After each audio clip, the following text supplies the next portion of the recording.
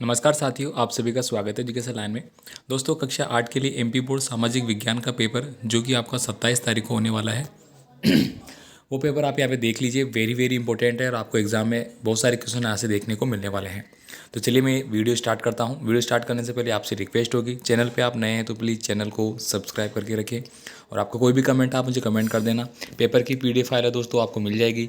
PDF file का password है अभी मैं अनाउंस करूँगा, वो आप नोट कर लेना और पीडीएफ फाइल आपको टेलीग्राम और व्हाट्सएप दोनों से मिल जाएगी। यहाँ पे देखिए पहला क्वेश्चन है, कौन सा विद्रोह आदिवासी विद्रोह नहीं था।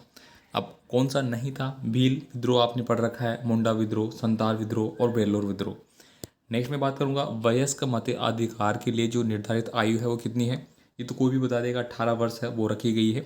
बार बार रिपीटेड क्वेश्चन है ये। मृदा को उपजाऊ बनाने में कौन सा तत्व है वो महत्वपूर्ण है। तो जलवायु है, मनुष्य है और ह्यूमस है या मूल चट्टानी पदार्थ है। तो आपका बी नंबर का ऑप्शन सही है। वंदे मातरम गीत की रचना वो किसके द्वारा की गई थी। तो 4 ऑप्शन आपको दिए गए हैं, फटाफट आपको देख लेना है भाई, ठीक है।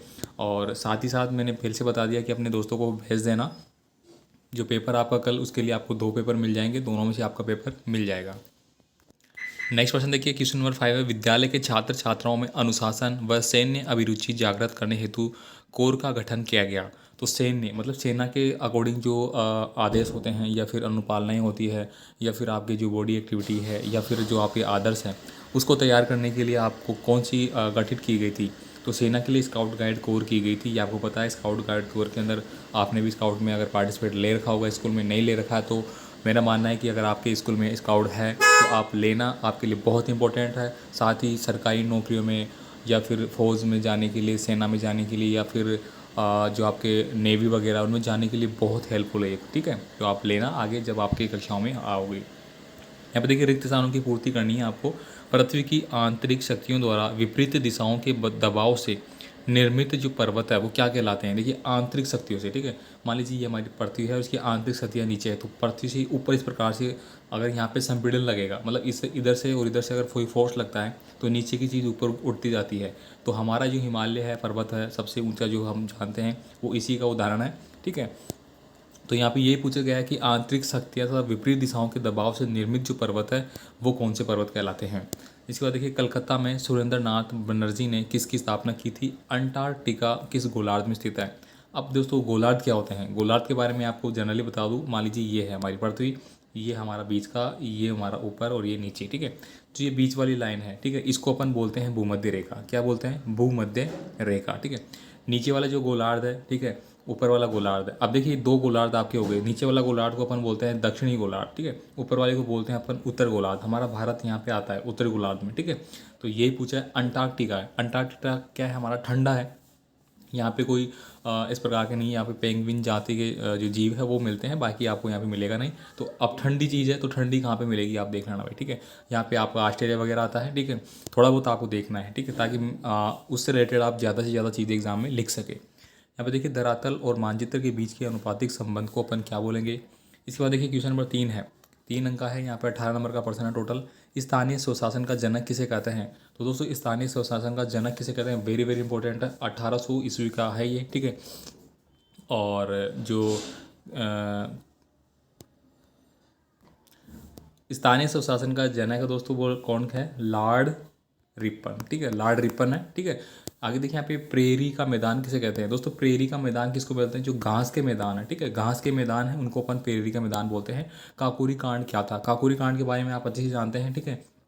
जो जलियांवाला हत्याकांड वगैरह थे उससे रिलेटेड है। यहाँ पे वैश्वीकरण के कोई 3 लाभ हमें बताने हैं। वैश्वीकरण का मतलब क्या होता है। देखिए वैश्वीकरण का मतलब होता है कि भारत है, ठीक है, भारत देश है, वो अन्य देशों के साथ जो व्यापारिक गतिविधियाँ करता है या हमारे देश से दूसरे देश में कोई चीज़ें जारी है, निर्यात हो रही है, आयात हो रही है, ठीक है, जो ट्रांसपोर्टेशन हो रहा है, उसी के कारण जो हमारी स्थितियाँ मजबूत हो रही है। अभी आप देख पा रहे होंगे कि मोदी सरकार है वो विदेशों से काफ़ी मेलजोल कर रही है, विदेशों से बहुत सारी चीज़ें खरीद रहे हैं, हम दे भी रहे हैं। तो इससे क्या होगा, वैश्वीकरण होगा, 2 देशों के बीच में संबंध अच्छे बनेंगे, हमारे जो व्यापार है वो मजबूत होंगे। तो उसी को अपन क्या बोलते हैं, वैश्वीकरण बोलते हैं। ऑस्ट्रेलिया महाद्वीप का सबसे बड़ा रेल मार्ग बताना है। ऑस्ट्रेलिया महाद्वीप यहाँ पे है, ठीक है, उसके बारे में बताना आपको। वस्तु निर्माण की प्रक्रिया में संयोजन किसे कहते हैं? देखिए, एक तो होता है आपका संयोजन, एक होता है आपका जिसको अपन आपने साइंस में पढ़ा होगा, ठीक है, साइंस में जैसे आप पढ़ते हैं संलयन क्रिया और विखंडन प्रक्रियाएं, ठीक है, वो उसी के हिसाब से आपको इसका लिखना है। यहाँ पे देखिए क्वेश्चन नंबर 4 है। क्वेश्चन नंबर 4 बताने से पहले मैं आपको पीडीएफ का पासवर्ड बता देता हूँ। और पीडीएफ का पासवर्ड है वो आप नोट कर लीजिए, पीडीएफ फाइल आपको मिल जाएगी, इन प्रश्नों को देख लेना, ठीक है। पीडीएफ का पासवर्ड जो होगा वो होगा हमारा 999, मतलब 999 आपका पासवर्ड होगा, ठीक है। एसएसटी पेपर का 999 आपको नोट करना है। यहाँ पे देखिए खिलाफत आंदोलन क्यों चलाया गया? खिलाफत आंदोलन आपको पता है, देखिए पंचशील के नियम 100% आएगा, रट लेना इनको। ऑस्ट्रेलिया की जलवायु का वर्णन करना आपको।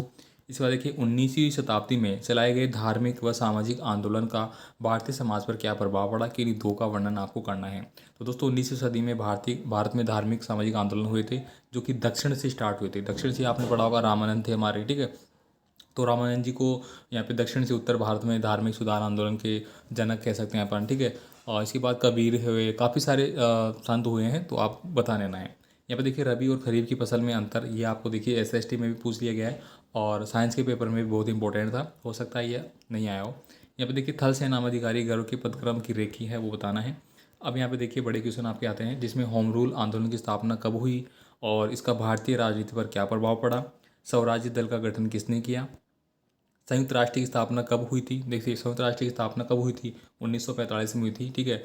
यूएनए की, इसके गठन के 4 उद्देश्य बताने हैं। इसका उद्देश्य क्या था? संयुक्त राष्ट्र की स्थापना का उद्देश्य था कि जो देश आपस में लड़ते रहते हैं तो वो मित्रता उनमें बनी रहे, ठीक है। और कोई भी देश किसी दूसरे पे अगर अटैक करता है किसी भी कारण, अगर वो सदस्य है इसका, तो दूसरे देश जो भी इसमें सदस्य हैं वो उसको विरोध को कम करेंगे, उनमें शांति बनाएंगे, ठीक है, मित्रता का भाव रखेंगे। इस प्रकार की चीज़ें यहाँ पे इसलिए किया गया था ये। और ये स्टार्ट हुई थी दोस्तों, आपने पढ़ा होगा, जो हमारा द्वितीय विश्व युद्ध था, ठीक है। द्वितीय विश्व युद्ध जो हमारा था 1940 के आसपास, ठीक है, 38 वाला, उस दौरान ये स्टार्ट इसकी बातें शुरू हुई थी। जल प्रदूषण के प्रमुख कारण कौन कौन से, इसे रोकने के उपाय? तो जल का, वायु का, ठीक है, और ध्वनि का, ये 2-3 पढ़ लेना, एक तो आपको मिल ही जाएगा।